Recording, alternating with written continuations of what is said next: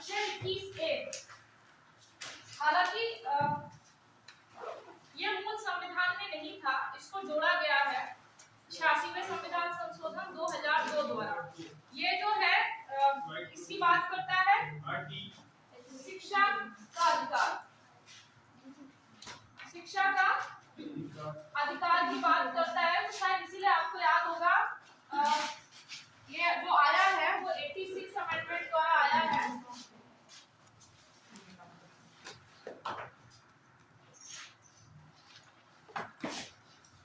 और आपको याद होगा निःशुल्क केवल निःशुल्क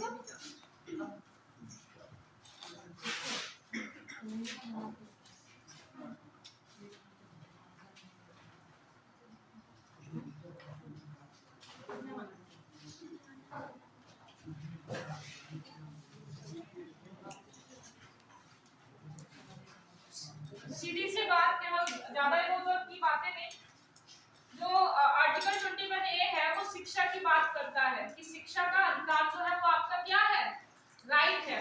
और इसी को देखते हुए निःशुल्क एवं अनिवार्य शिक्षा अधिनियम 2009 भी आया था, जो कि लागू कब हुआ था। कभी कोई पूछ लेता है अधिनियम की डेट याद रखना और लागू की डेट याद रखना, और क्वेश्चन देखना कि क्वेश्चन कह क्या रहा है। आप लोग तीनों बेटे कैसे लिखेंगे? इधर इधर आ जाइए, इधर आ जाइए, फिर एक दूसरे को गोली मारोगे, फिर लड़ाई होगी। तो इस बात को जब भी क्वेश्चन पढ़ना, तीन कुंडी लोग भी बैठे हुए हैं, हम लोग दो राइट है, एक लेफ्ट है। अच्छा ठीक है। तो जब भी क्वेश्चन पेपर, आप जैसे जैसे एग्जाम आ रहे हैं क्वेश्चन पेपर सॉल्व करना शुरू कर दो। प्रीवियस ईयर के स्पेशली और टेस्ट सीरीज अगर लगा सकते हो तो वो, और टेस्ट सीरीज के लिए मैं रिकमेंड करूंगी दृष्टि की। मैं ऑनलाइन लगाया कैसे हार्ड कॉपी मिल जाएगी तो इससे अच्छी बात क्या होगी, क्योंकि उसका जो सॉल्यूशन है उसको हमेशा ज्यादा से ज्यादा वक्त दिया करो। एक बार सॉल्व करने के बाद आपने 2 घंटे का टाइमर लगाया, 2 घंटे के बाद उसको सॉल्व करने पे ज्यादा काम लो, और जितनी भी टेस्ट सीरीज सॉल्व हो जाए उनका एक स्पाइरल बना लो। एग्जाम से पहले वही ही रिवीजन करना है, क्योंकि उसके बाद आपका सब्जेक्ट रिवीजन का वक्त नहीं होगा। तो मैं बार-बार कर रही हूं, वक्त आ चुका है कि अब जल्दी से अपने सब्जेक्ट रिवीजन कर लो, जो पढ़ चुके हैं, जो कहीं और से भी पढ़ रहे हैं, तो अपने सब्जेक्ट जल्दी से रिवीजन करके दृष्टि का जरूर लगा लो, क्योंकि दृष्टि अच्छा देता है। जैसे दृष्टि के 2 करंट अफेयर टोटल 15 या 16 निकालता है टेस्ट सीरीज, 15-16 में से वो सब्जेक्ट वाइज भी कभी करंट अफेयर की 2 या 3 निकालता है, उससे बाहर कभी करंट अफेयर आता नहीं। आप सोचो अगर आपने दृष्टि के मान लीजिए 3 सॉल्व कर लियो, 3 में 100 क्वेश्चन है, तो लगभग 300 क्वेश्चन हो गए, 300 क्वेश्चन से बाहर करंट अफेयर नहीं आता, ठीक है। तो दृष्टि का कर लो, और मैं एक चैनल है उसको भेज दूंगी ग्रुप पे, तो आप लोग वो देख लेना, वो दृष्टि का सॉल्व कराता है, तो वो अच्छा कराता है, मतलब मैंने उसको जितना देखा मुझे अच्छा लगता है, तो वो आप लोग देख लेना, मैं भेज दूंगी। तो अनुच्छेद 21 डाल लीजिए, फास्ट जल्दी खत्म करते हैं। शिक्षा का अधिकार, शिक्षा का अधिकार, अनुच्छेद 21A शिक्षा का अधिकार। इसमें पहले नोट करके लिखिए यह मूल संविधान में नहीं था, यह मूल संविधान में नहीं था। इसे 86वें संविधान संशोधन, इसे 86वें संविधान संशोधन 2002 द्वारा जोड़ा गया। इन्वर्टेड कोमा में लिखना, जो 21A जो कहता है वो नेक्स्ट लाइन से लिखेगा इन्वर्टेड कोमा। लिखिए इसके अनुसार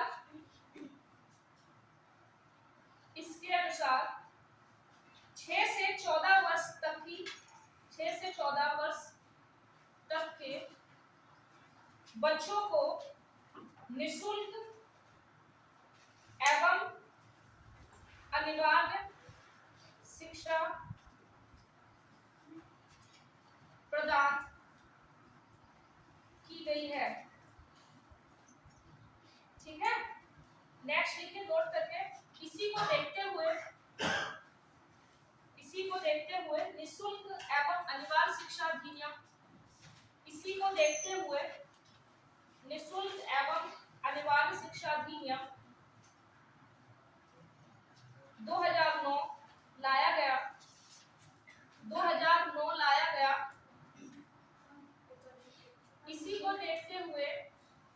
निःशुल्क एवं अनिवार्य शिक्षा अधिनियम 2009 लाया गया, जो 1 अप्रैल 2010 को लागू हुआ। एक छूट गया आपका? अच्छा, जो 1 अप्रैल 2010 को लागू हुआ। आर्टिकल 22 अनुच्छेद 22, अनुच्छेद जो 22 है वो गिरफ्तारी के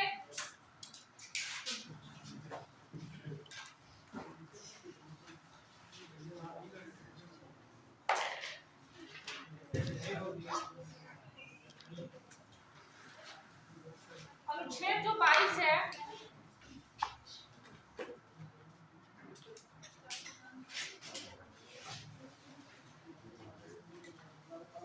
अनुच्छेद 22 है वो गिरफ्तारी के विरुद्ध संरक्षण की बात करता है। इसमें अनुच्छेद 22 में 1 से 3 तक कुछ 3 चीजें कही गई हैं। वो 3 चीजें क्या है? पहला, जैसे सपोज करो आपको कोई गिरफ्तार करने आता तो गिरफ्तारी के विरुद्ध भी आपके पास राइट है। वो 3 राइट क्या है? पहले तो आपको आधार और कारण गिरफ्तारी का जानने का राइट है। किसका? आधार और कारण मैं लिखा दूंगी, पहले समझ लो, ठीक है। दूसरा क्या? दूसरा क्या है? बोलो। उसमें 24 घंटे के अंदर वो तीसरा है। आप अपने परामर्श, अपनी रुचि के अकॉर्डिंग आप वकील कर सकते हैं, ठीक है, अनुसार वकील कर सकते हैं। ये अनुच्छेद 103, 1 और 3 के मतलब ये 1 और 2, ये 3। तीसरा है कि आपको 24 घंटे के अंदर मजिस्ट्रेट के पास ले जाना है। क्यों ऐसा? क्यों ऐसा? नहीं तो पुलिस वाले निरंकुश हो जाएंगे, वो जिसको चाहेंगे उसको गिरफ्तार कर लेंगे, क्योंकि फिर उनकी जवाबदेही नहीं होगी। आपको ज्यादा से ज्यादा 24 घंटे अगर आपको गिरफ्तार किए तो 24 घंटे के अंदर आपको मजिस्ट्रेट के सामने पेश कराना होगा। उसके बाद आगे की प्रोसेस चलेगी। और इस 24 घंटे में आने जाने का समय ऐड नहीं है। ये कभी-कभी पूछ लेता है, जैसे पुलिस स्टेशन से मजिस्ट्रेट तक जाने का जो भी समय होगा वो 24 घंटे के अंदर नहीं आएगा। ये 24 घंटे सिर्फ 24 घंटे है, बस समय वो वाला समय नहीं जोड़ा जाएगा जो आने और जाने में लगेगा, ठीक है। समझ पाए इस बात को? अब तो लिखिए फास्ट। गिरफ्तारी के विरुद्ध संरक्षण। और हाँ, गिरफ्तारी 2 टाइप की होती है हमारे यहाँ पे, एक सामान्य गिरफ्तारी और एक विशेष गिरफ्तारी। 2 गिरफ्तारी होती है। सामान्य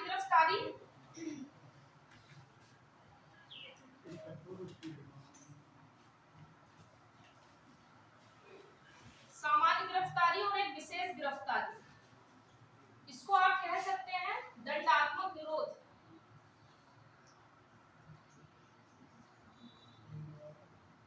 और इसको आप कह सकते हैं निवारक निरोध।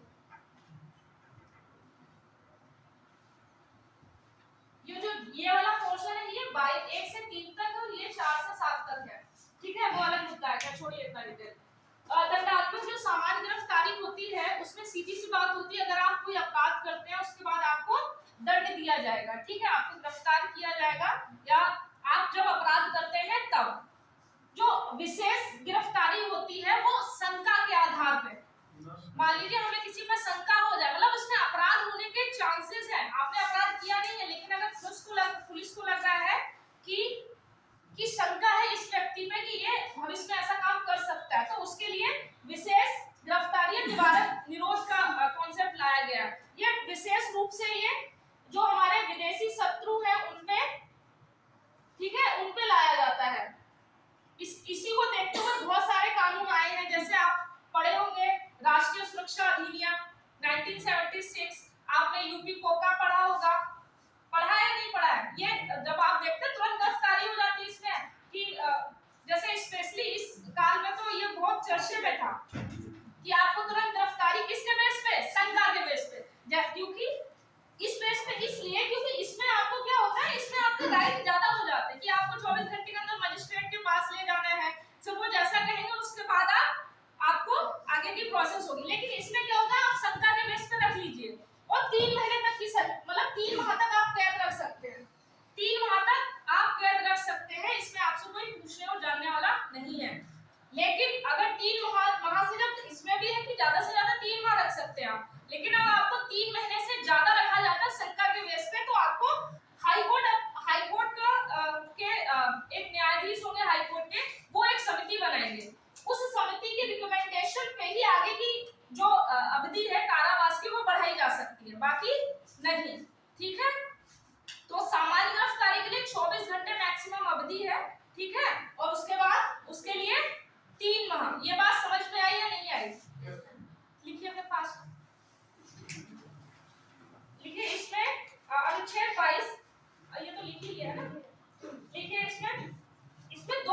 प्रकार की गिरफ्तारी की जाती है, इसमें दो प्रकार की गिरफ्तारी की जाती है।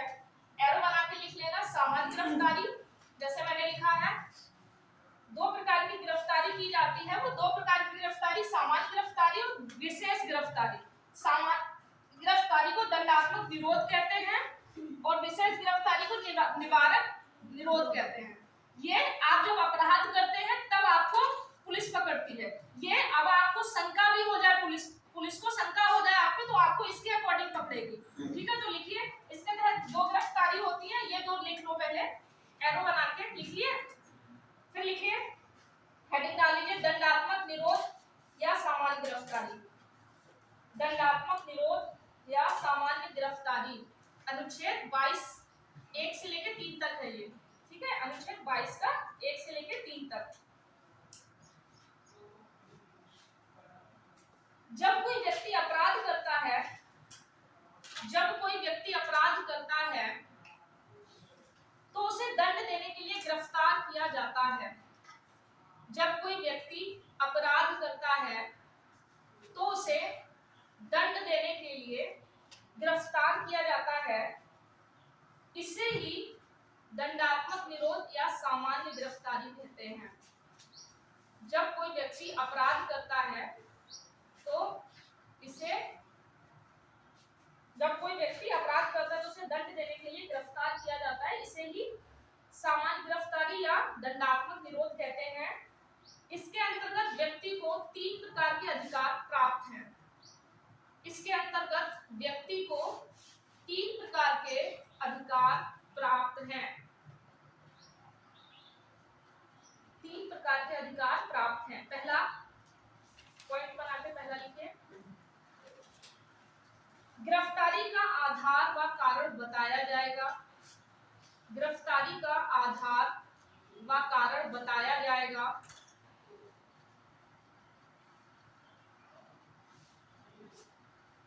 दूसरा, अपनी रुचि के अनुसार, अपनी रुचि के अनुसार वकील से परामर्श का अधिकार। अपनी रुचि के अनुसार वकील से परामर्श का अधिकार। तीसरा, 24 गिरफ्तारी के पश्चात 24 घंटे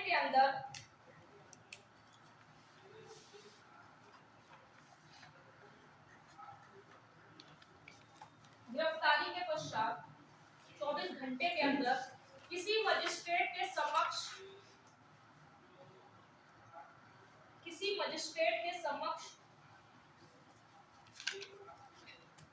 पेश किया जाएगा। कोष्टक में लिख लो, इसमें आने जाने का समय नहीं जुड़ता। इसमें आने जाने का समय नहीं जुड़ता।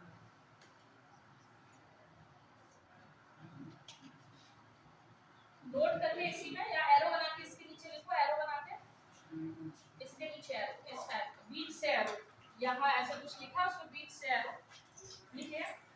यदि 24 घंटे से अधिक कैद में रखना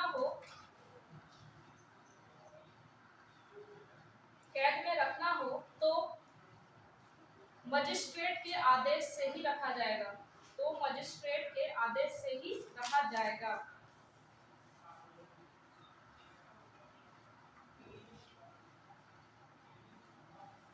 ठीक है, नोट करके लिखो। अनुच्छेद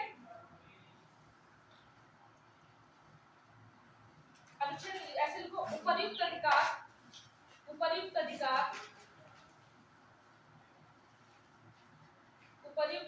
विदेशी शत्रु एवं निवारक निरोध के अंतर्गत गिरफ्तार व्यक्ति को प्राप्त नहीं है। निवारक निरोध के अंतर्गत गिरफ्तार व्यक्ति को प्राप्त नहीं है। ठीक है, अगर विदेशी शत्रु कहें कि ऐसे ऐसे हमको भी राइट थी तो उनको नहीं, और अगर जो निवारक विशेष गिरफ्तारी के तहत जो नहीं है। नेक्स्ट लिखिए, दूसरा हेडिंग डालिए, विशेष गिरफ्तारी ऑब्लिक विशेष गिरफ्तारी ऑब्लिक निवारक निरोध अनुच्छेद 22 में 4 से 7 तक है ये। देखिए, इस प्रकार की गिरफ्तारी बिना अपराध किए ही की जाती है। बिना अपराध किए ही की जाती है, अर्थात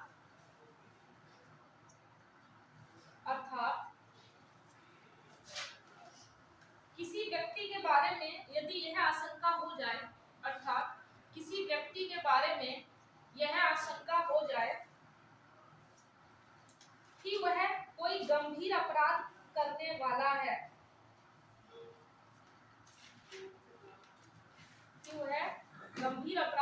वाला है, तो उसे गिरफ्तार कर लिया तो उसे निवारक निरोध के तहत गिरफ्तार कर लिया जाता है। विशेष गिरफ्तारी के तहत गिरफ्तार कर लिया जाता है, जिससे अपराध होने की संभावना समाप्त हो जाती है।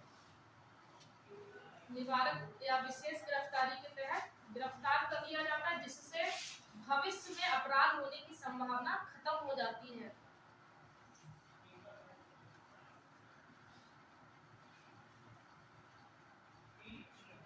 नेक्स्ट पॉइंट हो जाती है,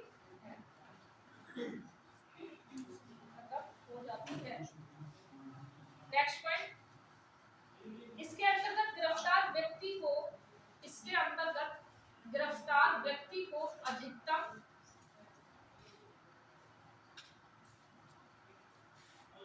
इसके अंतर्गत गिरफ्तार व्यक्ति को अधिकतम 3 माह तक कैद में रखा जा सकता है। 3 माह तक कैद में रखा जा सकता है।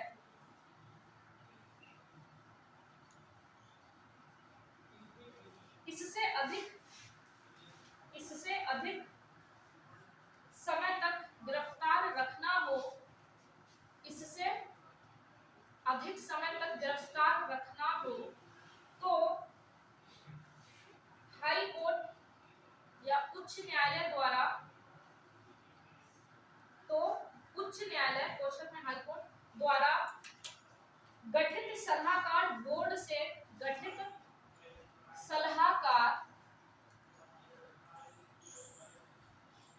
बोर्ड से परामर्श लेना होगा।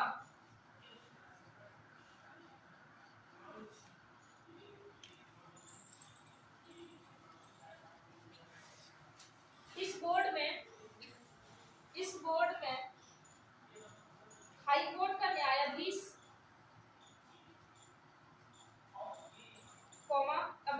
ऑब्लिक, या तो हाई कोर्ट का न्यायाधीश होगा या सेवानिवृत्त न्यायाधीश होगा, मतलब रिटायर हो चुके होंगे, सेवानिवृत्त न्यायाधीश होगा, या ऑब्लिक ऐसी योग्यता रखने वाला व्यक्ति इसका सदस्य होगा।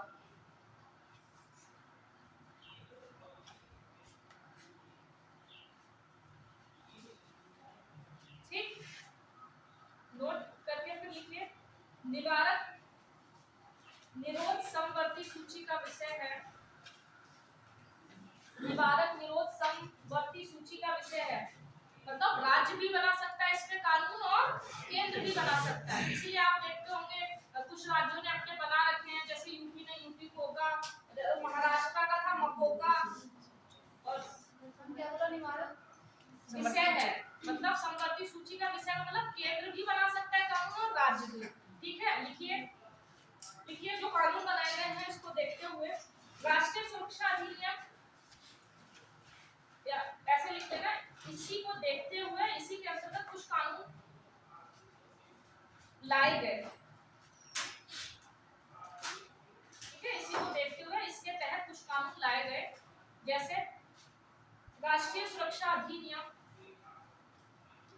लाए गए, राष्ट्रीय सुरक्षा सुरक्षा अधिनियम, कोष्टक में लिखते हैं ना रासुका जिसको बोलते हैं, रासुका, राष्ट्रीय सुरक्षा अधिनियम 1976,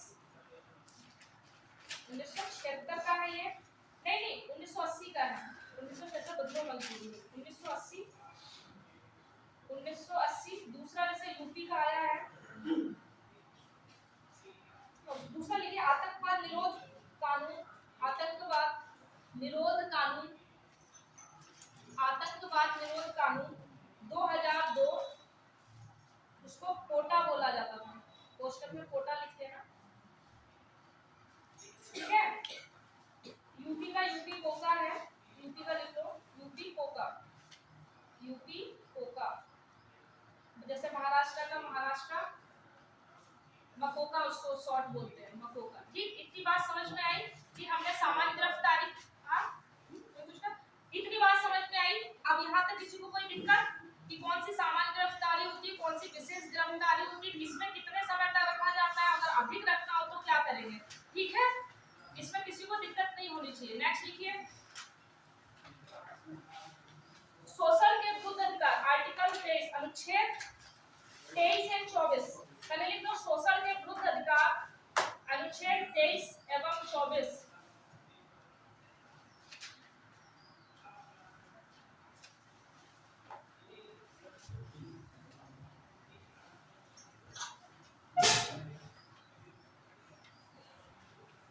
इसमें दो शब्दों का यूज किया गया है, जो दो शब्द है बस उनको बिठा लो,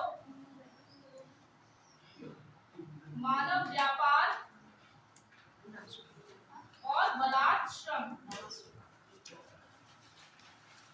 ठीक, मतलब आप मानव का व्यापार नहीं कर सकते हैं और साथ ही साथ बंधुआ मजदूरी नहीं करा जा, बल के साथ किसी से श्रम नहीं कराया जा सकता। जैसे पुराने समय में होता था, देखते थे कि जो निम्न जाति के लोग होते थे, उच्च जाति के लोग उन पे बल के थ्रू क्या कराते थे, श्रम कराते थे, तो उनको परिश्रम भी नहीं देते थे। तो उन सारी चीजों को देखते हुए ये सारी चीजें आपको राइट दी गई ताकि सोसाइटी में समानता बनी रहे, और इसके लिए आपको बहुत मतलब अवेयर होना चाहिए। अगर आप ही अवेयर नहीं है, आपसे कोई बलात् श्रम करा रहा है, तो आप कहीं भी जाके आप इसको बता सकते हो पुलिस को, ये आपका राइट है। लेकिन सबसे पहले राइट लेने के लिए राइट की अवेयरनेस भी होनी चाहिए, है ना। आप अभी भी देखते होंगे कि बहुत जगह ऐसे काम हो रहे होते हैं, लेकिन वो नहीं है अवेयर। तो ये है, तो आर्टिकल जो 23 है वो दो शब्दों से मिलकर बना है, केवल दो, इन दो से इतना कोई बात नहीं। लिखिए मानव व्यापार एवं बलात् श्रम, अनुच्छेद 23 है ये, मानव व्यापार तथा बलात् श्रम, मानव व्यापार तथा बलात् श्रम। इसके अंदर लिखिए संविधान लागू होने के बाद, संविधान लागू होने के बाद सभी प्रकार के मानव व्यापार, संविधान लागू होने के बाद सभी प्रकार के मानव व्यापार तथा जबरदस्ती काम लेना, मानव व्यापार एवं जबरदस्ती बलपूर्वक काम लेने एवं जबरदस्ती बलपूर्वक काम लेने, बेगारी कराने आदि को प्रतिबंधित कर दिया गया, प्रतिबंधित कर दिया गया। ठीक है, अपवाद स्वरूप लिखिए अपवाद। अब ऐसा नहीं है, दो अपवाद है, सरकार देश हित में काम ले सकती है, चाहे तो सरकार उसका पेमेंट कर भी सकती है, नहीं भी कर सकती, लेकिन अगर सरकार देश हित में काम ले रही है तो आप उसको ये भी कहेंगे हमसे बलात् श्रम कराया गया, ठीक है, बलपूर्वक कराया गया। फिर जैसे बहुत से उसमें होते हैं, बहुत सी कंट्रीज में ऐसा है कि कुछ काम सरकार लेती है सेवा के तौर पर, तो देश हित में काम लिया जा सकता है आपसे। दूसरा, देश हित में काम लिया जा सकता है। दूसरा, जेल में कैदियों से भी काम लिया जा सकता है। कुछ काम ऐसे होते हैं जिनमें पैसा नहीं दिया जाता है। अब ऐसे कोई काम कौन से होते हैं? जेल में कैदियों से काम कराया जा सकता है। ऐसे बहुत से कैदी होते हैं, अब कितना पुलिस में नहीं इतना नॉलेज है, वहाँ तो उल्टा कैदियों से ले लेते हाँ ऐसे ही है काम एक में बार कराती है। ऐसा होता है कि काम ना कराने का वो पैसा देते हैं। काम ना कराने का तो नहीं पता, लेकिन कुछ उन्हें एक्स्ट्रा कुछ खाना पीना होगा तो उन्हें 10 गुना रकम चुकानी पड़ती है, ऐसा मैंने सुना है। ऐसा है क्या? अच्छा नहीं है। मैंने ये मतलब मैंने भी सुना, क्या है, मैंने जानकार थे उनके साथ ऐसा हुआ तो बताए थे कि अगर जैसे हमारे रिलेटिव थे, अगर मान लीजिए उनको कुछ विशेष की कुछ खाने की मन कर जाए तो उनको उसके 10 गुना 11 गुना रकम देनी पड़ती है, तब वो हवलदार वगैरह होते हैं वो करते हैं। ठीक है, अब पुलिस प्रशासन के विषय में क्या ही कहा जाए।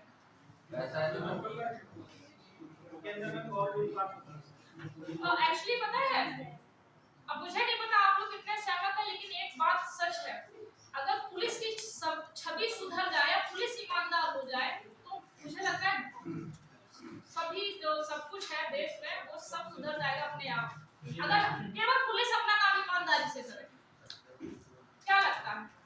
बाकी के डिपार्टमेंट के तो अलग मुद्दे हैं, वो बहुत बात का मुद्दा है, लेकिन अगर पुलिस ऐसा काम करे तो आपको पता है जैसे बाकी डिपार्टमेंट में मान लीजिए पैसा लिया जा रहा है, ठीक है, वो या तो अपने हेड के पास जाएगा तो आगे कहीं ना कहीं पुलिस के पास केस जा सकता है, और हमें पता हो कि पुलिस ही इतनी ईमानदार हो गई है, वो घूस ले नहीं सकती या वो बहुत बहुत ईमानदार है, तो वहां जाने की नौबत ही नहीं है, आगे ही चीजें खत्म हो जाएंगी।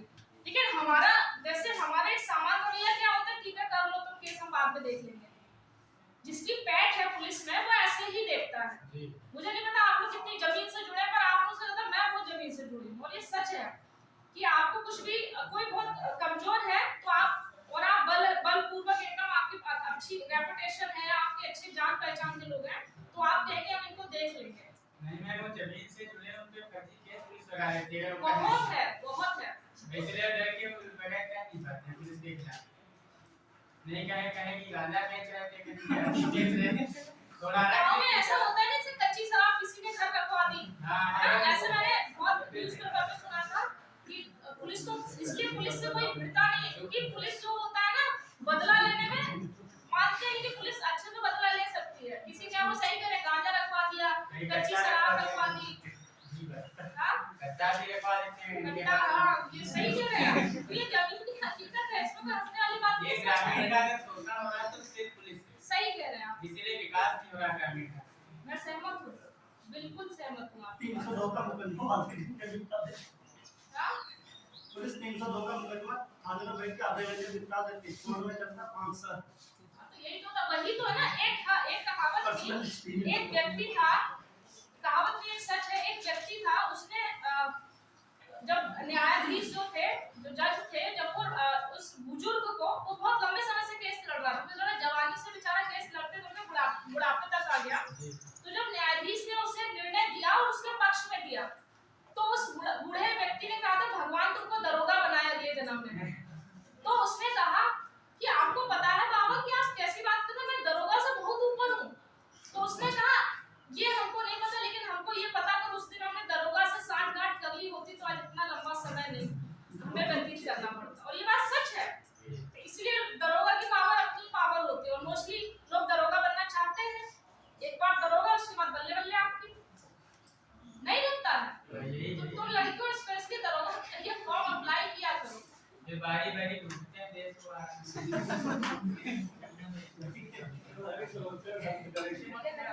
अब ये तो नहीं कह सकते। उनको बताओ हम हाँ,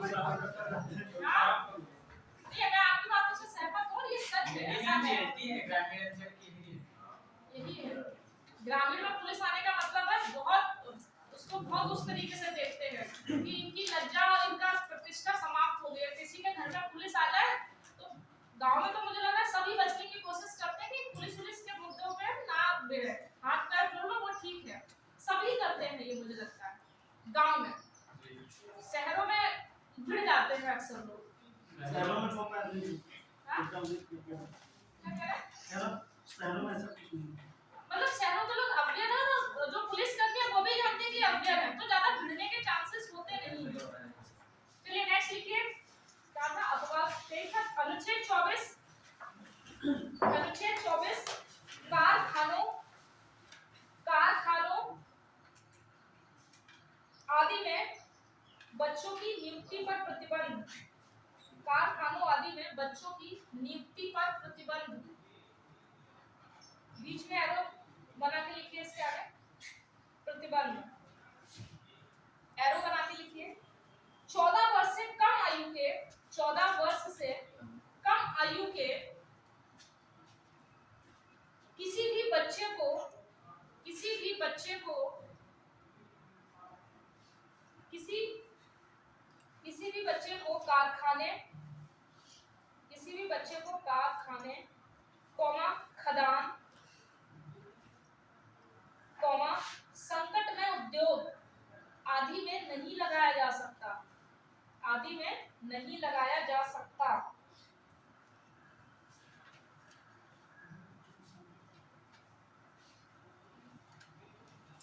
अच्छा, अब आपसे मेंस का क्वेश्चन आया, बाल श्रम उन्मूलन के लिए आप क्या उपाय करेंगे? आपसे इंटरव्यू में पूछो तो आप क्या कहेंगे? आप व्यक्तिगत सोचो, जब भी कोई क्वेश्चन पूछा जाए, स्पेशली इंटरव्यू में, आप खुद उस सिचुएशन में आओ। सोचो आप बाल, मतलब आप ही सोचो, आप छोटे से बच्चे हैं और आपसे बाल श्रम कराया जा रहा है, तो आपको आगे बढ़ने के लिए क्या चाहिए होगा? आप खुद सोचो, फिर आपको अपने आप पॉइंट्स पता चल जाएंगे।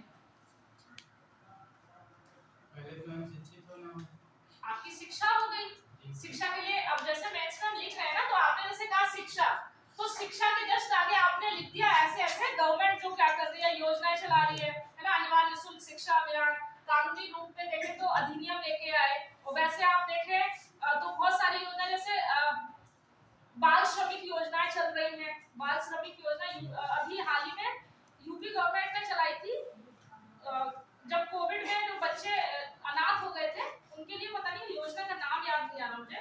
तो जब भी ऐसे लिखना हो, जैसे आपको बाल श्रम उन्मूलन के लिए क्या किया जा सकता है, तो एक शिक्षा हो गया, दूसरा जागरूकता, तीसरा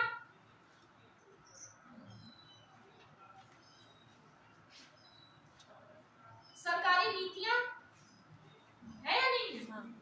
तो मतलब सोचते चले जाओ, थोड़ा सा उसमें डालने की। आप जब भी रात में सोने से पहले ना एक क्वेश्चन केवल सोचा कि अगर ऐसा होगा तो मैं क्या क्या कर सकता हूँ। इससे क्या होगा, जो माइंड के जो घोड़े हैं ना, वो दौड़ने शुरू हो जाएंगे।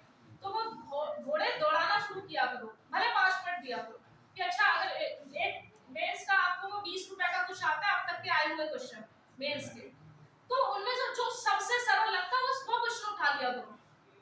मैं कह रही हूँ जो सबसे सरल हो, जो आपको पता है कि आपको इसके विषय में कुछ भी पता है, बस उठा लो और सोचो उसके विषय में। लिखना अलग मुद्दा है, लिखना आ जाएगा, सोचना इंपॉर्टेंट होता है, ठीक है? तो ऐसे घोड़े जब दौड़ाओगे तो मतलब अच्छा करोगे, जहां तक मुझे लगता है। लिखिए नेक्स्ट,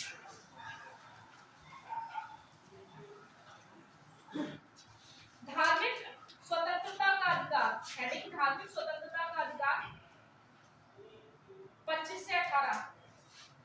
धार्मिक स्वतंत्रता का अधिकार, सबसे विवादित अधिकार, धार्मिक स्वतंत्रता का अधिकार 25 से 28। लिखिए अनुच्छेद 25 और 25 से 28। अनुच्छेद 25 लिखिए क्या कहता है। धर्म का अंतःकरण,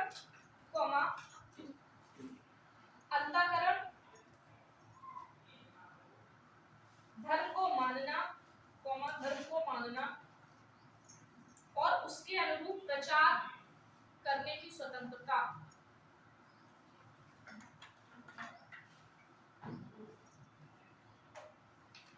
तीन चीजें हैं, अंतःकरण, अंतःकरण का मतलब समझते हैं? अंतःकरण, दूसरा क्या था? मानना, तीसरा प्रचार की स्वतंत्रता। अंतःकरण का मतलब स्वीकार करना कि मैंने ये स्वीकार कर लिया है, अब मैं इसी को मानूंगा और इसी के अनुरूप अपना आचरण रखूंगा। जैसे सब आचरण रखते हैं, अब हमारे सभी धर्मों में सबके आचरण अलग अलग हैं, है ना? शायद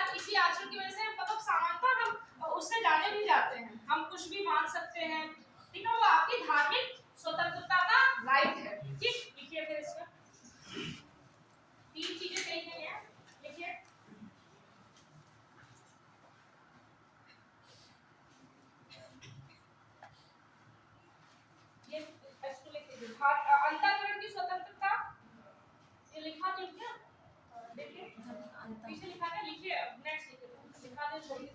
हाँ हाँ तो लिखिए, नेक्स्ट लिखिए। अनुच्छेद 25, अनुच्छेद 25 पूर्ण अधिकार नहीं है। पूर्ण अधिकार कौन सा है, किसी को याद है? 17। हाँ, और निर्देशात्मक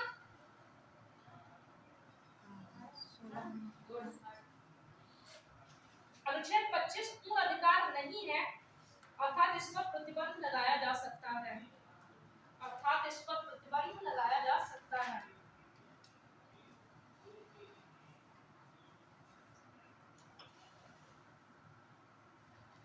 अनुच्छेद 26 लिखिए।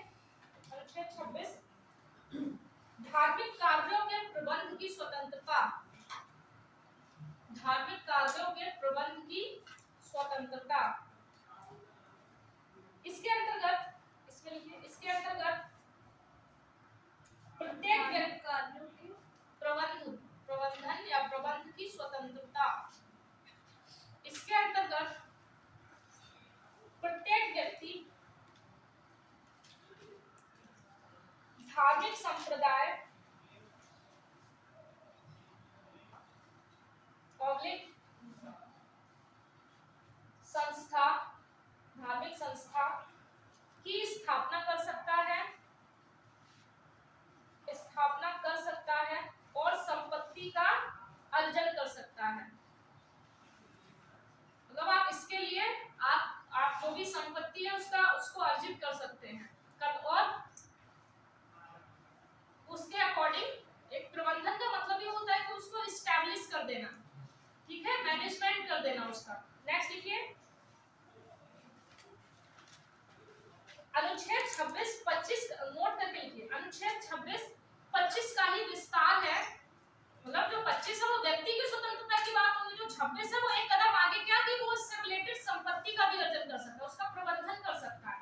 अनुच्छेद 25-26 का ही विस्तार है। यह ना केवल व्यक्ति, यह ना केवल व्यक्ति बल्कि, यह ना केवल व्यक्ति बल्कि धार्मिक संस्था अथवा न्यास को भी स्वतंत्रता प्रदान करता है। धार्मिक संस्था अथवा न्यास मतलब ट्रस्टी, जो ट्रस्ट होते हैं, को भी धार्मिक स्वतंत्रता प्रदान करता है। अनुच्छेद 27, अनुच्छेद 27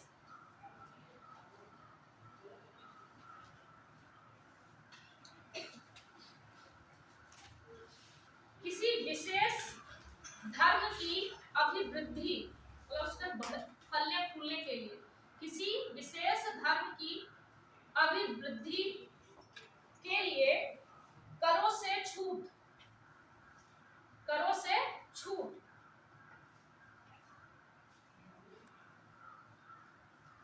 इसके पीछे एरो लगा के लिखिए।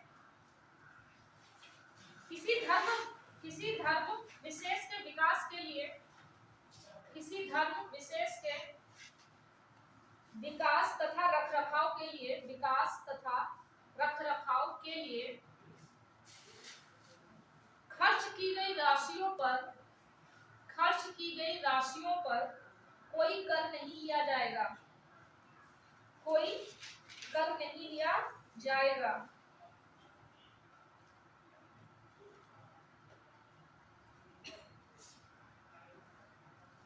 नोट करके लिखिए। अनुच्छेद 27 में टैक्स लेने की मनाही है। अनुच्छेद 27 में टैक्स लेने की मनाही है, लेकिन शुल्क या फीस, शुल्क लिया जा सकता है।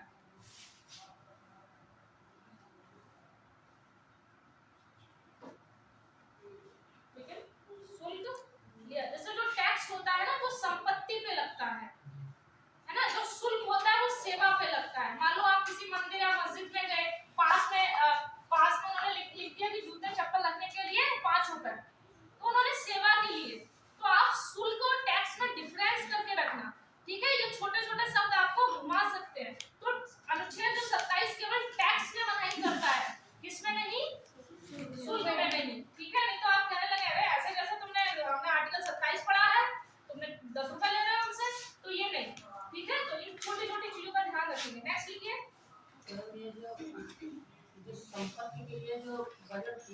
पैसा दिया जाएगा उस पर शुल्क नहीं लिया जाएगा कि या आप जैसे- जितनी वजह संपत्ति क्या दोबारा बोलिए? जितनी संपत्ति है उस पर शुल्क नहीं लिया जा सकता या जितना सिर्फ धार्मिक कार्यों में दिया जाएगा उस पर नहीं लिया जाएगा। हाँ, दोनों चीजों में होता क्या है, जैसे आप बहुत पहले पढ़ते थे जब संपत्ति का जो संपत्ति का अधिकार जो है उसको समाप्त करने की बारी आती थी ना, तो लोग क्या करते थे, उसको धार्मिक अपनी संपत्ति बता देते थे।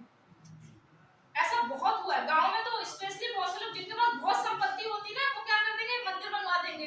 उनको पता है ये संपत्ति सुरक्षित है, इसका मतलब ये हो कि टैक्स आपको बिल्कुल भी नहीं दिया जाएगा और भविष्य में भी कोई भी चीज लागू की जाएगी, बजट में भी कोई चीज आएगी, तो बजट में तो ऐसी चीज लाने का मुद्दा ही नहीं होता, जो अधिकार है तो वो क्यों लेके आएंगे बेवजह। तो सीधी सी बात है, गांव में स्पेशली ये देखा गया, शहरों में तो इतनी जगह ही नहीं है जो हो पाए, तो गांव में मंदिर बनवा देंगे, बड़े बड़े बहुत बड़ी जगह पर बनवा देंगे, आप देखेंगे। फिर उनमें अपना जो भी चलाते हो उनका अलग मुद्दा है। तो कैसे बचा जाता है कि हम लोग भी बहुत बड़े जुगाड़ू हैं, हम लोग बहुत बड़े जुगाड़ू, हमें अपना संपत्ति से कर की छूट चाहिए होती है, तो हमने मंदिर बनवा दिया। क्या हमने कोई भी मतलब हमारा सिर्फ मंदिर ही नहीं है, बहुत सी चीजें बनवा देते हैं। जैसे हमने जो छोटे छोटे देवी जो पूर्वज नहीं होते हैं उनका कर देंगे, भाई हर जगह तो हर कोई मंदिर होगा नहीं। तो कभी कभी एक मुझे ऐसा लगता है कुछ ज्यादा मंदिर होने का एक रीजन ये भी है, मुझे ऐसा लगता है गांव में आपको ज्यादातर मंदिरों ये सब मिल जाएगा। संपत्ति को बचाने के लिए एक नया तरीका हम लोग खोज लिए हैं, हालांकि अब इतना नहीं है क्योंकि अब ज्यादातर संपत्ति रही नहीं है, अब क्या ही होगा, सब बेचारे गरीब हैं। अब तो मंदिरों पे गवर्नमेंट ने अपने तस्वीर बैठा दी, बड़े-बड़े मंदिर। हाँ, ये कभी ये गोरखनाथ मंदिर जो है नैमिष में भी बैठते हैं, नैमिष का सारा पैसा सरकार को जाता है। इतने बड़े मंदिर हैं सब। आपने नहीं देखा जो मंदिरों के जो बहुत बड़े बड़े मंदिरों के जो ट्रस्टी होते हैं वो ऐसे वैसे नहीं होते हैं, उनकी अच्छी खासी पैठ होती है, उनसे कोई भिड़ता नहीं है। जैसे एक कौन से बाबा जी थे, उनकी कथा आती है आस्था पे, किसी को याद है? नाम बताओ तो मैं जान लूं। बागेश्वर धाम जी है ना, जो भी है। तो एक बार मैंने उनका एक मुद्दा देखा था, एक लड़की थी, कुछ नहीं होगी जो उसने बेचारी, तो उसने बोल दिया कि आप ये ऐसे शिवलिंग पे दूध चढ़ाते हैं, जितने अनाथ जितने वो हैं वो मतलब जितने गरीब हैं क्यों ना उनको पिलाया जाए, ये फलान करके बाबा जी झाड़ दिए उसको। बाबा जी झाड़े जब बाहर लोग निकले होंगे उसको अलग से झाड़े होंगे। सच में मतलब हम इतने, उसकी बात ठीक थी, मैं उसकी बात से बिल्कुल भी वो नहीं है, उसका एक तरीका था सोचने का, उसने ऐसे लोग देखे होंगे, क्या गलत है। मान लीजिए हम ये वे कर सकते हैं कि जैसे शंकर जी में मान लीजिए दूध चढ़ा, ठीक, उस दूध जो भी दूध चढ़ा है उसका एक अलग नाली या जो बना के उसको इकट्ठा करके हम दोबारा बांट सकते हैं, क्यों नहीं बांट सकते। उसने बोला था कि ये जो दूध चढ़ने के बाद ये जो नालों में बहता है, मुझे ये बहुत खराब लगता है बाबा जी ने झाड़ दिया। लेकिन ये हो सकता था कि उस दूध को हम इकट्ठा भी तो कर सकते हैं, है ना, फिर उसको फिल्ट्रेशन करके उसको हम दोबारा बांट सकते हैं। लेकिन हम हैं अब क्या है वो आप सब जानते हैं, ठीक है। इसमें तो कौन बहुत अंधभक्त है, अंधभक्त नहीं होना चाहिए किसी का, भक्त होना बहुत जरूरी है, अंधभक्त नहीं। इसलिए कहते हैं छोटे छोटे शब्दों पे गौर किया करिए। नेक्स्ट लीजिए, आर्टिकल 28 अनुच्छेद 28 कुछ शिक्षण संस्थाओं में धार्मिक शिक्षा व धार्मिक उपासना में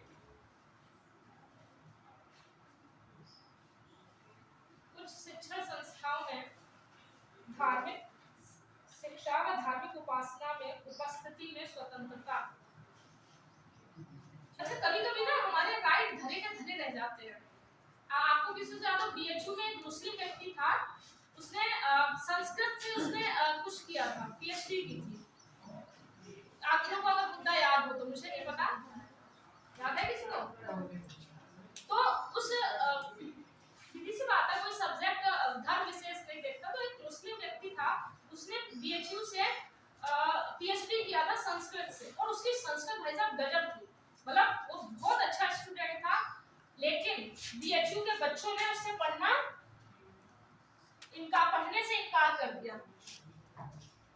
क्यों पढ़ने से इनकार कर दिया? क्योंकि संस्कृत हमको एक धर्म विशेष का व्यक्ति ही पढ़ा सकता है, और वो मुझे ऐसा लगता है बीएचयू के बच्चों का नहीं, वो किसी और का वो था कि अगर बीएचयू में भी, अब सीधी सी बात है, राइट है, मतलब हम कैसे भी पढ़ा सकते हैं, पढ़ना तो हमारा राइट है ना। उसने संस्कृत से बीएचयू से पीएचडी में संस्कृत करी तो क्या मुद्दा था? वो बहुत अच्छा पढ़ा सकता, तो कोई मुद्दा नहीं होना चाहिए। लेकिन हमारे लिए एक बहुत बड़ी चीज है, जिन पे मुद्दे नहीं होते हम उन पे मुद्दा बना के जनता को गुमराह करते हैं। पठान मूवी में तो देखा होगा आपने, तो कोई मतलब नहीं था। मुझे तो वो समझ में भी नहीं आया, मुझे तो बाद में पता चला। मैं देखती हूँ, जब मैंने देखा तो मैंने माथा फोड़ा कि कहाँ है हम लोग, हम किसकी बात कर रहे हैं। मतलब ऐसे अभी तक इतने सारे परिधान पहने गए है ना, तब कोई मुद्दा नहीं आया। मैं वो नहीं कह रही, आप खुद सोचो कि क्या कोई परिधान विशेष किसी उससे रिलेटेड हो सकता है क्या? किसी धर्म में उससे नहीं हो सकता। तो मतलब मेरा कहने का मतलब सिर्फ इतना है कि अगर हमारे अधिकारों की बात हुई ना, तो आज भी ऐसे बहुत से अधिकार हैं जो सिर्फ, अगर एक बार जैसे लोकतंत्र कहते हैं ना, लोगों का तंत्र, अगर बहुत सारे लोगों ने कह दिया नहीं यही सही है, तो फिर अधिकार साइड से रखे रहते हैं, फिर उस लोकतंत्र को ही माना जाता है कहीं ना कहीं। तो हालांकि उसने फिर बीएचयू में नहीं पढ़ाया, उसने फिर कुछ और ज्वाइन किया हो, मुझे नहीं पता। तो मतलब बहुत बहस छिड़ी थी उस पे, और उसके सपोर्ट में भी बहुत से लोग आए थे। लेकिन जीत किसकी हुई कि संस्कृत मुस्लिम व्यक्ति नहीं पढ़ा सकता, मतलब नहीं पढ़ा सकता।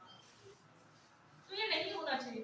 क्या पता वो बहुत अच्छा पढ़ा लेता हो, किसी व्यक्ति ने अगर बहुत अच्छे से किसी चीज को पढ़ा है या समझा है, तो हमें ये देखना चाहिए कि हमें कितना मिल रहा है ना।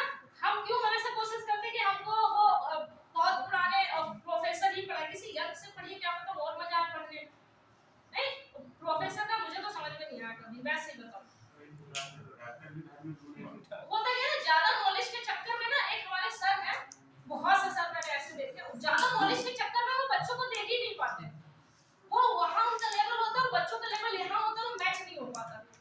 एक हमारे सर हैं, वो जब कुछ भी पढ़ाते थे ना, तो वो सारे सब्जेक्ट में घुमा देते थे, बाद में पता ही नहीं चलता था, लास्ट में मिलता ही नहीं था कुछ।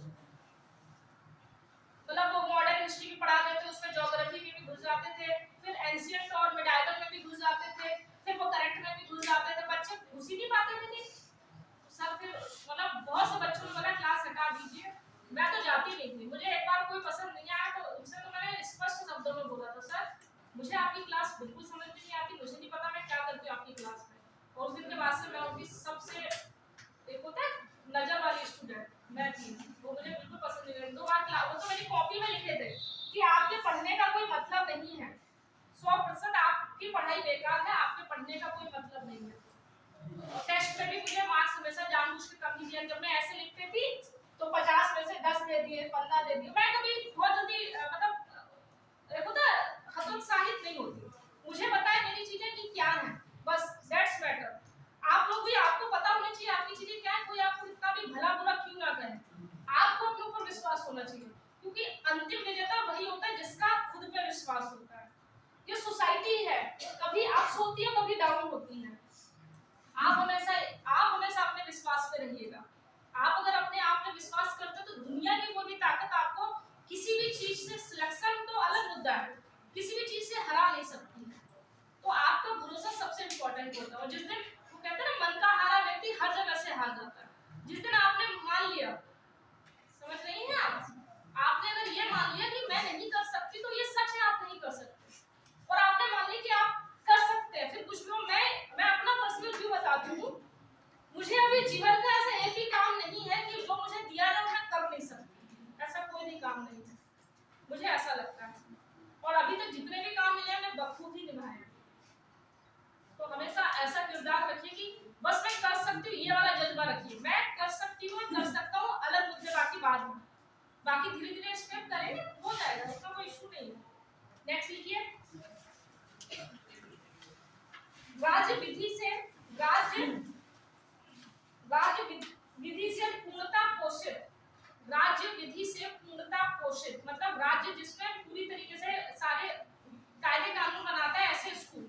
राज्य विधि से पूर्णता पोषित विद्यालयों में धार्मिक शिक्षा नहीं दी जा सकती, धार्मिक शिक्षा नहीं दी है। जैसे सरकारी स्कूल पूर्णतः राज्य पोषित है ना, तो उसमें धार्मिक शिक्षा नहीं दी जा सकती।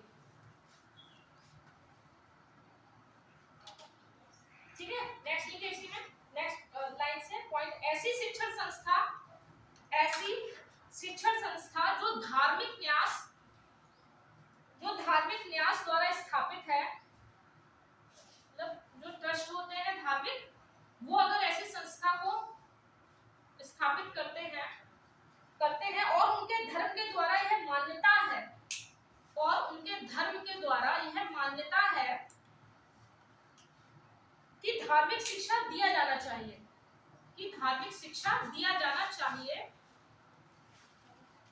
तो ऐसी शिक्षण संस्थाओं में धार्मिक शिक्षा दी जा सकती है। जैसे मदरसे आप लोग सुने हैं कि धार्मिक शिक्षा दिया जाना चाहिए, तो ऐसी शिक्षण संस्थाओं में धार्मिक शिक्षा दी जा सकती है। जैसे मदरसा में धार्मिक शिक्षा दी जाती है ज्यादातर। मैं मदरसा मतलब कोई भी व्यक्तिगत रूप से वो बात होना, मुझे ऐसा लगता है कि मदरसा में सीमित समय तक शिक्षा होनी चाहिए। धार्मिक शिक्षा से ज्यादा जरूरी आज आधुनिक शिक्षा है कि एक धर्म, कभी-कभी होता है ना कि हमारे पीछे होने का कारण हमारे कुछ एक तरीके से कह सकते हैं हमारी कुछ परंपराएं भी हैं। जैसे महिलाओं के पीछे होने के कारण महिलाओं की खूब प्रथाएं हैं, ऐसे ही मुझे ऐसा लगता है कि मुस्लिम समाज में अगर थोड़ा सा उनके पीछे होने के कारण क्या धार्मिक शिक्षा बहुत कट्टर होते हैं। इसमें बिल्कुल वो आप लोग बुरा नहीं मानिए, इसमें बुरा क्या माने, साफ है ना। तो आपको क्या होना चाहिए, जैसे मेरे कुछ बहुत मुस्लिम दोस्त रहे हैं, उनके जैसे अभी मैंने एक बार बताया था तौसीफ अहमद, वो इस समय रैंक फॉरेस्ट ऑफिसर, आप उनको देख के कभी नहीं कह सकते वो मुस्लिम है। तो मतलब मुझे ऐसा लगता है कि मदरसों की एक सीमा तक ही वो होना चाहिए, क्या कहते हैं, भागीदारी होनी चाहिए कि ठीक है अगर बच्चे हैं थोड़ा सा एक समय तक आपने धार्मिक शिक्षा देगी, उसके बाद ज्यादातर शिक्षा आपकी आधुनिक शिक्षा होनी चाहिए, क्योंकि जो आज का समय है वो इधर आ गया है और आप अगर ऐसे चलेंगे तो फिर इधर वाला गैप होता चला जाएगा और ये गैप होगा तो फिर लड़ाई दंगे और ये सब होते जाएंगे। तो वो उस शिक्षा के लेवल तक आना हमें बहुत जरूरी है हमारे लिए, ठीक है ना। तो क्या था 28 लिख लिया, कहां तक क्या लिखा है, ठीक है लिखिए, राज्य द्वारा, तो पहला क्या, जो सरकार द्वारा पूर्ण पोषित है उनमें शिक्षा नहीं दी जा सकती। जो ऐसे न्यास द्वारा स्थापित है, धार्मिक न्यास द्वारा, और उनके धर्म में ऐसा दिया गया है कि धार्मिक शिक्षा दी जानी चाहिए, तो वहां पे धार्मिक शिक्षा दी जा सकती है। तीसरा पॉइंट लिखिए, राज्य द्वारा मान्यता प्राप्त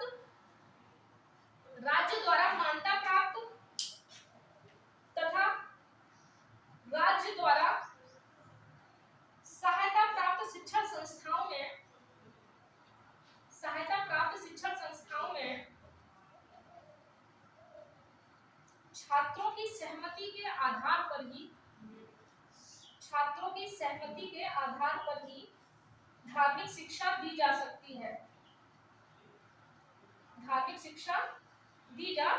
है। यदि बच्चा अवयस्क है तो अनुमति अभिभावक से लेनी होगी। धार्मिक शिक्षा दी जा सकती है और यदि अल्पवयस्क है तो अभिभावक से सहमति लेना अनिवार्य होगा।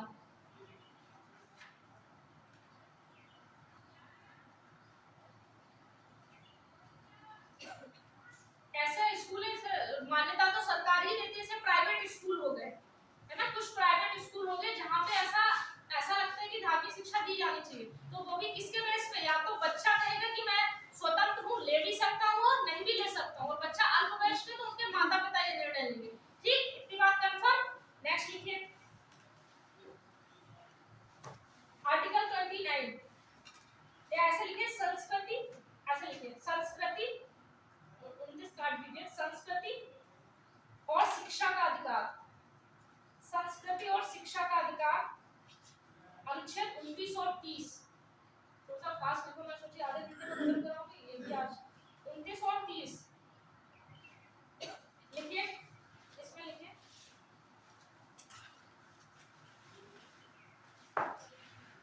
विविधताओं वाला देश है, भारत विविधताओं वाला देश है, इसलिए आवश्यक हो जाता है, इसीलिए है आवश्यक हो जाता है कि संस्कृति,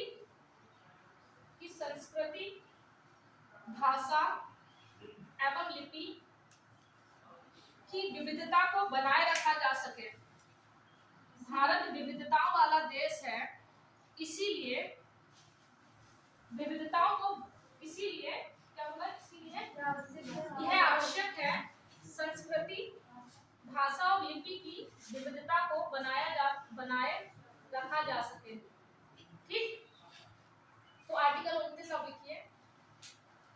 अब आर्टिकल 29 क्या कहता है वो लिखिए। ये बार-बार कहते हो कुछ 29-30 जो है वो किसको है, केवल भारतीय नागरिक को, ऐसा नहीं विदेशी में यहाँ पे अपनी संस्कृति, भाषा और लिपि का संरक्षण है तो वो नहीं है। तो नोट करके इसको लिख लो, फास्ट लिखो, ये केवल भारतीयों को प्राप्त है, ये केवल भारतीयों को प्राप्त है।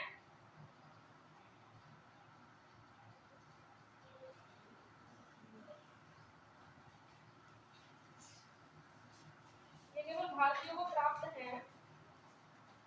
भारतीय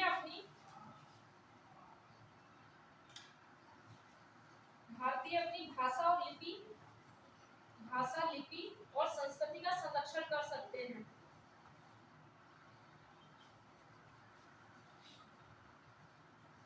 और यह अल्पसंख्यक और बहुसंख्यक दोनों को प्राप्त है। यह अल्पसंख्यक और बहुसंख्यक दोनों को प्राप्त है। भाई जो भी होगा भारतीय नागरिक को अपनी संस्कृति, भाषा और लिपि का संरक्षण चाहिए। अब ऐसा तो नहीं जो अल्पसंख्यक है केवल उन्हीं को, अल्पसंख्यक के लिए केवल आर्टिकल 30 है, ठीक है। 29 जो है अल्पसंख्यक और बहुसंख्यक दोनों के लिए है, को प्राप्त है।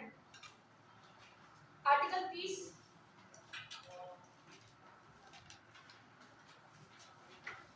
जो भाषा संबंधी आंदोलन होते हैं, संस्कृति रिलेटेड आंदोलन, वो इसी के तहत करते हैं, ठीक है। आर्टिकल 30 लिखिए। शिक्षण संस्थाओं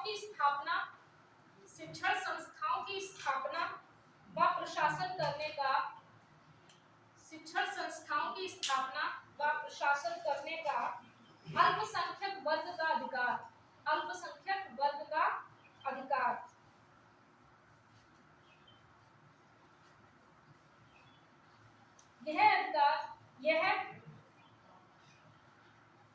यह अधिकार केवल उन्हें प्राप्त है,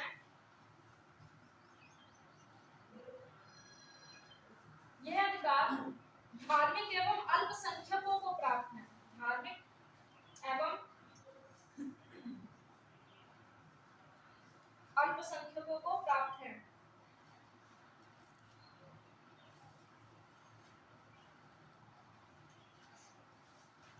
आर्टिकल 31 लिखिए फर्स्ट। संपत्ति का अधिकार, इसको थोड़ा सा ही लिखो, थोड़ा सा। अनुच्छेद 301, अभी ये जो ऐड है इस समय जो किसी में है वो अनुच्छेद 301 समझा ना, अनुच्छेद 301 इसमें लिखिए 300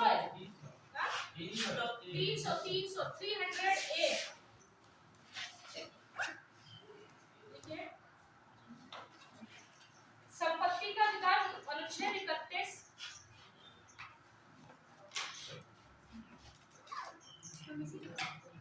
तबीयत नहीं ठीक है क्या हुआ? ये वो इलरजोल पीना तो ले लो, इलरजोल मैं हमेशा रखती हूँ, इलरजोल को पानी में डाल के पी लो, थोड़ा सा रिलैक्स मिलेगा। देख रहे हैं आप रास्ते में ले लो इलरजोल। चलिए लिखिए अनुच्छेद संपत्ति का अधिकार अनुच्छेद 31 तथा 19(1)(f) वो जो सबसे लास्ट में था F, जिसको निश्चित कर दिया गया, हटा दिया गया, वो 19 वाली जो आपकी बात स्वतंत्रता थी उसमें जो F था वो संपत्ति का था, ठीक है, जिसको अभी 300A में ऐड कर दिया गया है।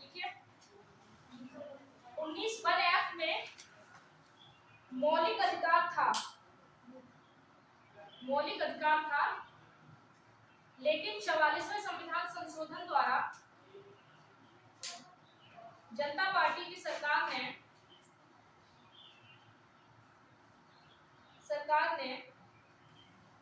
इसे अनुच्छेद 300A के तहत, इसे अनुच्छेद 300A के तहत विधिक अधिकार बना दिया, विधिक अधिकार बना दिया। जनता पार्टी की सरकार द्वारा अनुच्छेद 300A को विधिक अधिकार बना दिया गया। बीच में जब जो लिखा है उसके बीच में एरो करके लिखो। इसके अनुसार मतलब विधिक जो विधिक अधिकार होता है उसका मतलब क्या होता है? इसके अनुसार मतलब 300A के अकॉर्डिंग, इसके अनुसार किसी भी व्यक्ति को उसकी संपत्ति से विधिक प्राधिकार द्वारा ही वंचित किया जा सकता है। विधिक प्राधिकार या विधिक अधिकारों द्वारा ही, विधिक प्राधिकार अथॉरिटी द्वारा ही वंचित किया जा सकता है, अन्यथा नहीं। मतलब एक कानूनी प्रक्रिया के तहत ही आपकी संपत्ति को हट लिया जा सकता है या समाप्त किया जा सकता है, ऐसे नहीं। तो जो पहले मौलिक अधिकार हुआ जाता है, आपको क्या रह गया है? विधिक अधिकार रह गया। ठीक है।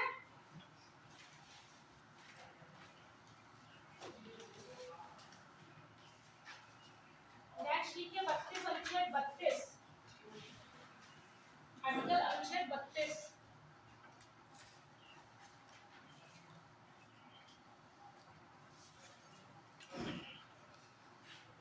अनुच्छेद 32 लिखिए, संवैधानिक उपचारों का अधिकार।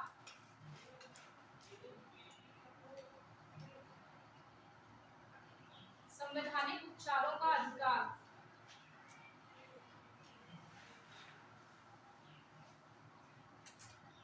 ठीक है।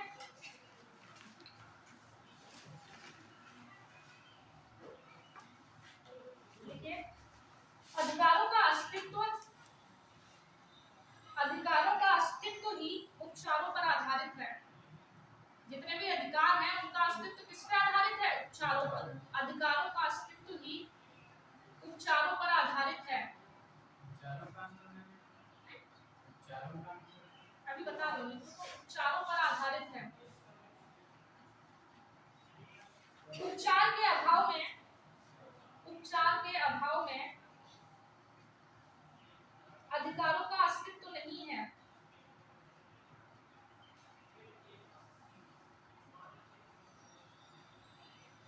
यहाँ उपचारों से तात्पर्य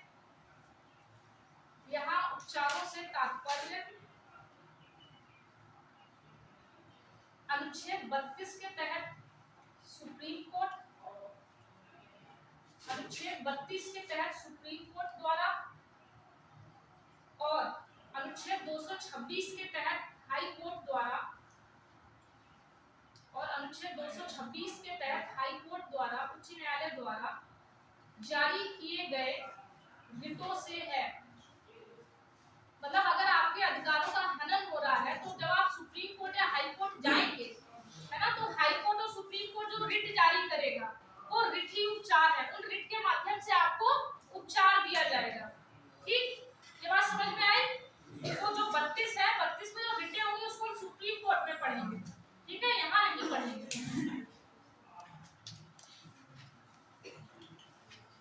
कुछ लिख लो, कुछ इसके विषय में कुछ चीजें बोली गई हैं। अम्बेडकर जी जो बोले हैं वो लिखो। सुप्रीम कोर्ट बोला है, अम्बेडकर करके डैश करके लिखो, अम्बेडकर जी डैश। अनुच्छेद 32 संविधान की आत्मा व उसका हृदय है। अनुच्छेद 32 संविधान की आत्मा व उसका हृदय है। एससी मतलब सुप्रीम कोर्ट ने क्या बोला है?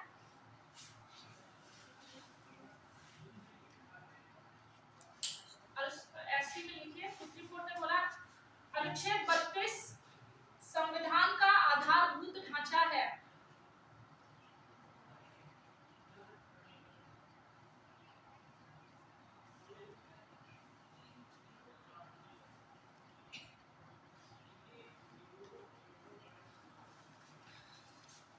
नोट करके लिखो। संसद चाहे तो नियम बनाकर, संसद चाहे तो नियम बनाकर मौलिक अधिकारों, संसद चाहे तो नियम बनाकर मौलिक अधिकारों के संबंध में रिट निकालने का अधिकार अन्य न्यायालयों को भी दे सकता है, मतलब अधीनस्थ न्यायालयों को भी दे सकता है अगर संसद चाहे तो।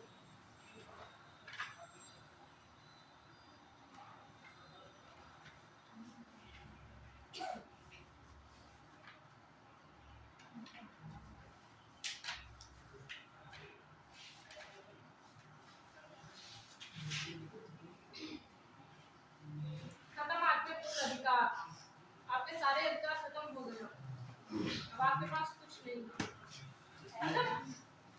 अधिकार तो है। ये सब मैं बहुत पहले ही लिखा चुकी हूँ। तो मार्शल लागू होता है या सेना के जो सदस्य होते हैं। अच्छा एक हमारे इसमें जो रिट वो रिट में सुप्रीम कोर्ट में लिखा दूंगी, क्योंकि फिर ये बहुत लंबा जाएगा, फिर ये अधिकार समाप्त होने का नाम नहीं लेंगे। मैंने ड्रेसेज जो आती है वकीलों की, डॉक्टरों की, ये भी क्या कह रहे हैं? जो ड्रेसेज आती है सबकी, ड्रेसेस हाँ, जैसे एडवोकेट की हैं और डॉक्टर की हैं, टीचर की हैं, यूनिफॉर्म्स। जी, हाँ, आपको मतलब मुझे कभी-कभी ऐसा लगता है कि कभी-कभी ना हम अपने विषय में अपनी कमजोरियों को एक्सेप्ट करना नहीं चाहते। मुझे ऐसा लगता है कि मैंने बोल दिया कि आपके मतलब पीछे होने का एक कारण ये है, शायद इसीलिए वो लोग उनके चले गए। ये नहीं होना चाहिए, मतलब मैं थोड़ा सा बुरा लगा मुझे। क्या छोड़ा ही तो। मतलब दिए गए इनके तो मच्छर काट लेते हैं। वो उसके साथी के थे। अच्छा सर, नहीं ऐसा नहीं होना चाहिए। जैसे हम लोग थोड़ा सा मतलब हम लोग क्या ना मोस्टली क्या होता है, हमें इतनी वो रखनी चाहिए कि हमारी अगर हम अपनी कमियों पे ध्यान नहीं देंगे तो हम आगे कैसे बढ़ेंगे। ये नहीं होना चाहिए। मतलब मुझे नहीं अच्छा लगता कि ऐसा भी हो सकता है।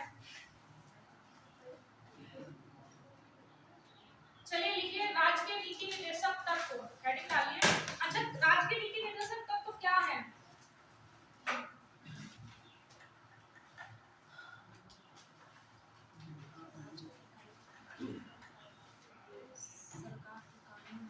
तो ये अधिकार नहीं है, इनके विरुद्ध सुप्रीम कोर्ट में नहीं जा सकते। है क्या? ये तो अलग राज्यों को दिए गए निर्देश। गुड। राज्य के नीति निर्देशक की साफ साफ नाम है राज्य के। इसी से गुड गवर्नेंस होता है। और यही आगे चल के आपको राइट भी मिलते हैं।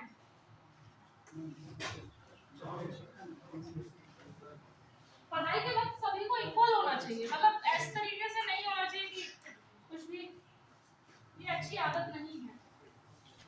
आप कैसे कर चीजों को फेस करेंगे आगे। राज्य के नीति निर्देशक पर हेडिंग डाल लीजिए।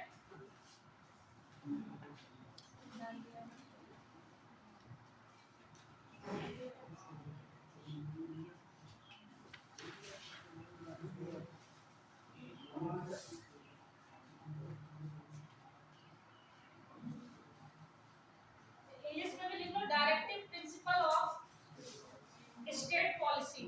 Directive principle of state policy मतलब स्टेट की जो भी नीतियां हैं उनको लागू करने के लिए जो निर्देश दिए गए हैं। राज्य के नीति निर्देश मतलब राज्य की नीतियों के लिए जो निर्देश दिए जाएंगे वही क्या है? नीति निर्देशक। तो समझ में आई ये बात?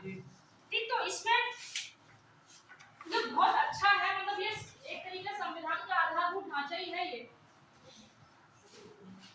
ये किसमें ये सकारात्मक है। पहली बात क्या है, ये दिशा दिखाते हैं। जैसे मूल अधिकार हमने पढ़े थे वो नकारात्मक है कि वो कहीं ना कहीं शासन के विरुद्ध दिए गए, हमें सरकार के विरुद्ध दिए गए, तो वो नकारात्मक थे उस दृष्टि से। लेकिन ये सरकार को एक रास्ता दिखाते हैं, दैट्स व्हाई ये क्या है, सकारात्मक है।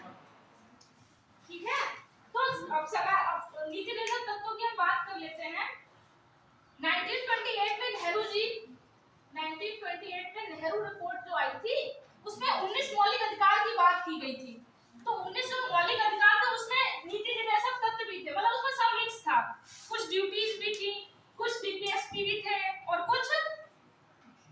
सरकार भी थे, ठीक है। ये एक स्टोरी बता रही हूँ। उसके बाद क्या हुआ, उसके बाद इससे पहले का अगर बहुत देखें तो 1935 का जो अधिनियम था उसमें भी सरकार के लिए कुछ निर्देश दिए गए थे। तो उसमें एक अनुदेश पत्र मिलता है हमको, अनुदेशक पत्र। अनुदेशक पत्र जो मिला है 1935 अधिनियम में, वो डीपीएसपी की ही बात कर रहा है, ठीक है। तो किसका फोन लग रहा है? तो डीपीएसपी जो है वो कहीं ना कहीं सरकार को निर्देश देते हैं। क्या निर्देश देते हैं? समानता बनी रहे। किस किस का आप जो सोच लीजिए वो सब होगा। समानता बोलो, कैसी समानता? न्याय, ये समानता की बात कर रहा है, सामाजिक समानता की बात कर रहा है। सामाजिक समानता के लिए पूरा आर्टिकल 38 सामाजिक समानता पे ही निर्धारित है। और कभी-कभी पूछा भी जाता है कि सामाजिक समानता का अभिप्राय किस अनुच्छेद से है, तो डीपीएसपी के मात्र अनुच्छेद 38 जो है वो सामाजिक समानता की बात करता है। समझ पा रहे हैं इस बात को? न्याय, किस तरह के न्याय की बात करता है?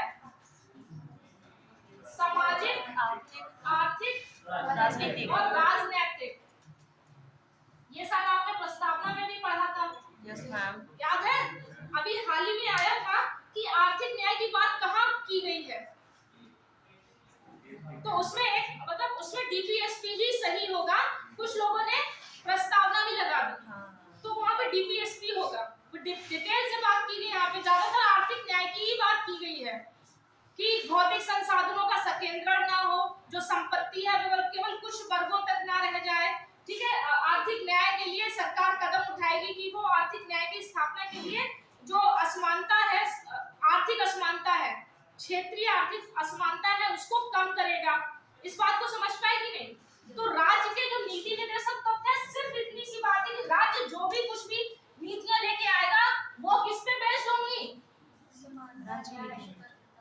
किस पे बेस्ड होंगी? डीपीएसपी पे बेस्ड होंगी। अब जब आप डीपीएसपी को पढ़ोगे ना, तो आपके मन में ये होना चाहिए कि अच्छा, सरकार जितनी भी योजना लेके आती है, जितनी भी नीतियां लेके आती है, आप सब देखेंगे, इन सबको लागू कर रही है सरकार। जितने भी देखोगे, कोई भी एक अच्छा कुछ ऐसा सोचिए,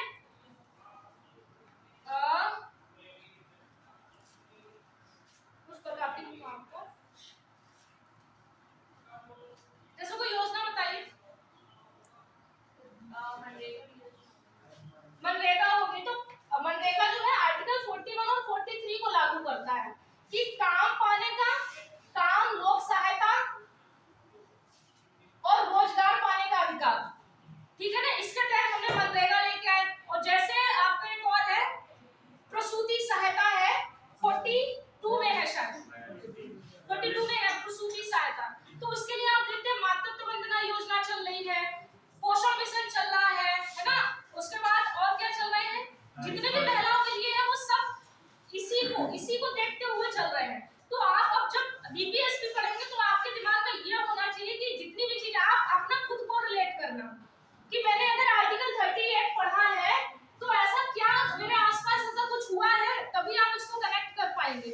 वरना आप फिर पढ़ते रह जाएंगे, कुछ नहीं हो पाएगा। अगर चीजों को कनेक्ट करके देखोगे तो वो हमेशा याद रहेंगे, ठीक है।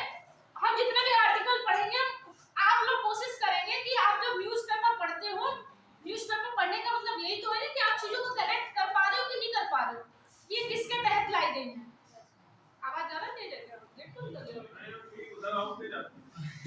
तो बदला लोगे ऐसे, ठीक है। इस बात को आप समझेंगे। तो अब राज्य के नीति निर्देशक तत्व में थोड़ा सा लिख लो, नेक्स्ट आर्टिकल से स्टार्ट करेंगे। अब ये है 5 भारतीय संविधान के निर्माता। ये बात समझ में आई कि डीपीएसपी है क्या, ये बताओ। ठीक है, आप जब जो भी चीजें पढ़ोगे डीपीएसपी में, वो ये देखना कि कितनी जायज चीजें, जो जो चीजें लिखी है वो समाज में अप्लाई हो रही है कि नहीं। ये किसका काम है? अप्लाई देखने का, कि अप्लाई हो रही है कि नहीं, आप लोगों का। ठीक, तो आप लोग अब जितनी भी जो भी चलेंगी, वैसे मैं भी बीच बीच में बताती रहूंगी, लेकिन आप लोग भी अपने घोड़े दौड़ाना कि हाँ ये ऐसा हो रहा है, मुझे भी बताना, तो मैं भी ऐड कर लूंगी, मेंस में हेल्प करेगा, ठीक है। तो बड़ी मैं बार बार कहती हूँ, मेंस में सिर्फ सोचने का आपका अगर थॉट प्रोसेस आपकी अच्छी तो आप कुछ भी कर ले जाएंगे। लिखने का काम है बहुत, मतलब बहुत वो नहीं रहता, आपको सोचने का समय नहीं मिलता। ठीक, तो इस पे थोड़ा सा लिख लीजिए, फिर आर्टिकल कल से स्टार्ट करेंगे। भारतीय संविधान के निर्माता सामाजिक और आर्थिक अधिकारों की आवश्यकता को पहचानते थे। सामाजिक और आर्थिक अधिकारों की आवश्यकता को पहचानते थे, किंतु संसाधनों की कमी के कारण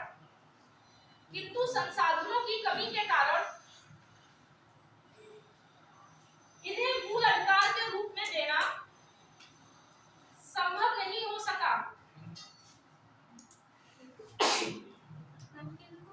इन्हें मूल अधिकारों के रूप में देना संभव नहीं हो सका, क्योंकि हमारे पास हम आजाद हुए थे, हमारे पास एक वैसे विभाजन हुआ था, एक वो मुद्दा था, उसके बाद हम संसाधनों का कैसे यूज करेंगे, हमारी जनता भी इतनी बहुत शिक्षित नहीं थी, तो बहुत सारे मुद्दे थे।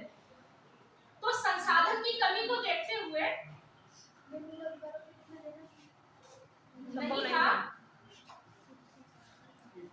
तो आपको भविष्य में जो मूल अधिकार मिलते हैं तो वो इसी को देखते हुए तो मिलते हैं। शिक्षा का अधिकार जैसे हो गया, वो आपको मूल अधिकार दिया गया। और सोचिए क्या, सोचो और क्या क्या अमेंडमेंट हुए हैं।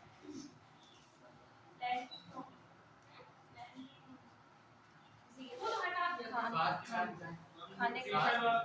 स्वास्थ्य का निःशुल्क विधि सहायता, निःशुल्क विधिक सहायता भी तो आपको है ना, आप इसमें भी पढ़ेंगे कि आप वो राजनीतिक न्याय लाने के लिए हमने ये किया।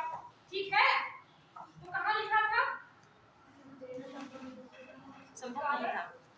अधिकारों का देना संभव नहीं था। इसीलिए संविधान के भाग 4 में, ये जरूर साइड से लिख लेना, भाग 4 अनुच्छेद 36 से 51।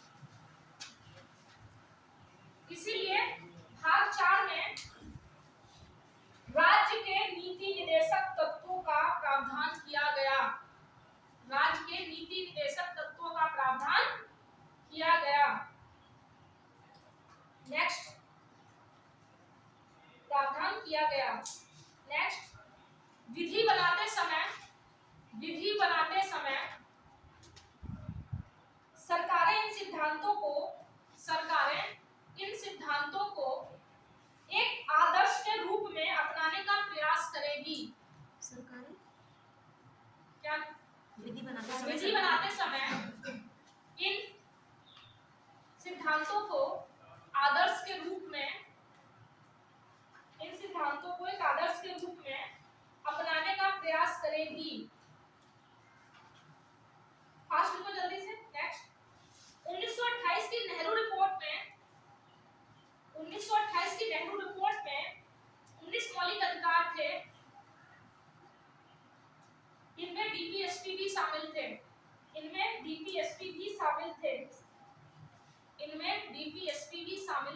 नेक्स्ट, 1935 के अधिनियम में, नेक्स्ट पॉइंट, 1935 के अधिनियम में एक अनुदेशक पत्र, इन्वर्टेड कॉमा में लिखना, एक अनुदेशक पत्र प्राप्त हुआ था जो डीपीएसपी से संबंधित था।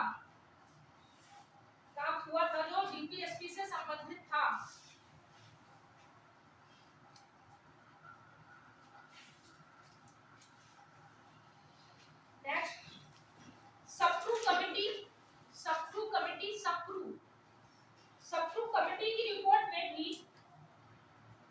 कमेटी की रिपोर्ट में भी डीपीएसपी का उल्लेख है।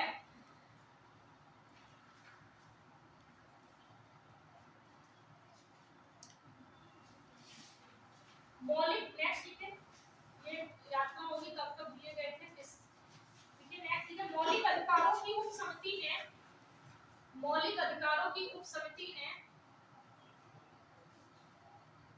दो तरह के अधिकार बनाए।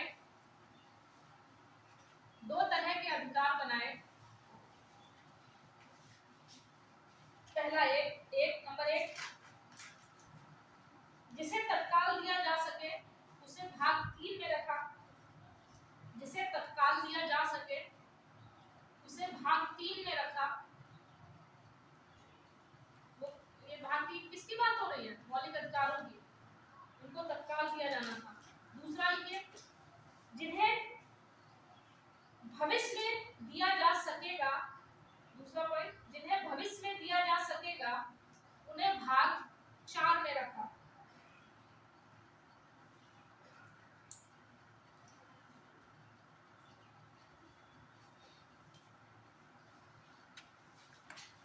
इन्वर्टेड